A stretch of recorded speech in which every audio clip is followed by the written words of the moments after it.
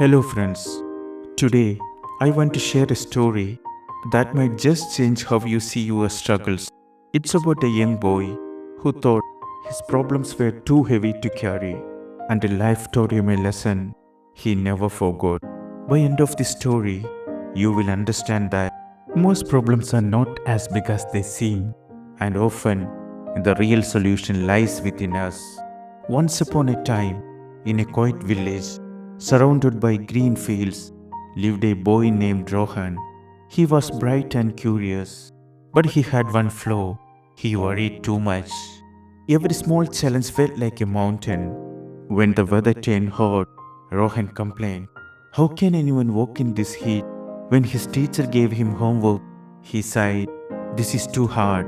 And when his mother asked him to help with chores, he muttered, "Why does everything have to be so difficult for me?" As the days passed, his habit of complaining grew worse. People around him began to avoid him because his negativity spread like a shadow. One evening, after hearing his son grumble yet again, Rohan's father decided to teach him a lesson. "Come with me," he said. They walked beyond the fields until they reached the quiet pond shimmering under the evening sky. The water was still and calm. Rohan's father handed him a small handful of salt and said, "Throw this into the pond." Rohan did as told.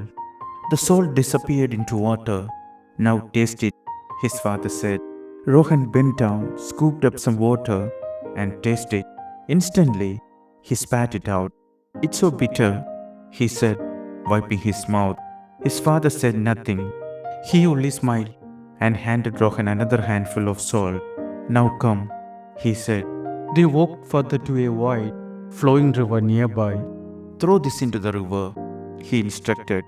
Rohan tossed the salt into the water. "Now taste it again." Rohan cupped his hand, sipped the water, and looked surprised. "It's fresh. I can taste any salt." His father nodded gently.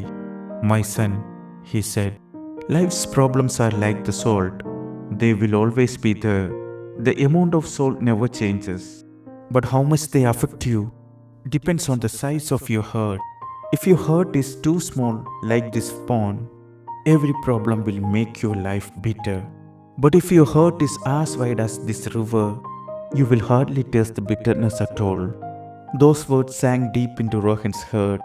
That night, lying in bed, he couldn't stop thinking about the pond and the river. Maybe the problem is not life itself, he thought.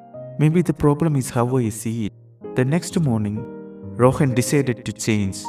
Slowly, quietly, but surely. When his teacher gave him extra homework, he didn't complain. Instead, he thought, "This is my chance to get better." When his mother asked him to fetch water, he smiled and said, "This will make me stronger." Even under the blazing sun, he whispered, "This is just another test. I can handle it." At first, it was hard. Old habits tried to pull him back, but each time he remembered his father's words, "Be the river." He pushed himself forward. Weeks passed, then months. Gradually, Rohan's world began to change. He was calmer now, kinder, stronger. His teacher praised him in class. His friends started to enjoy his company again. His parents felt proud of the young man he was becoming. Problems still came: exams, chores, bad weather. But Rohan no longer drowned in them. He learned to float with life's flow, carrying his challenges like the river carried leaves and stones, effortlessly. One evening, as the sun melted into the horizon, Rohan sat by the same river with a smile, watching the water flow. He whispered, "It's not about removing the salt, it's about becoming the river." Life will always bring challenges, moments that test your patience, your courage, and your faith. But remember, the goal is not to eliminate problems. The goal is to grow bigger than them. When your heart expands with understanding, patience, and resilience, even the heaviest burdens become light. So, whenever life feels bitter, ask yourself, am I being the pond or am I being the river? Because problems don't shrink, you grow. And when you grow, every problem becomes small. If you love this story, please give a like and share it with your friends. And don't forget to subscribe our channel for more inspiring stories like this one. Thank you for staying with us. See you in the next story with new thoughts and new lessons. Until then, stay blessed and peaceful.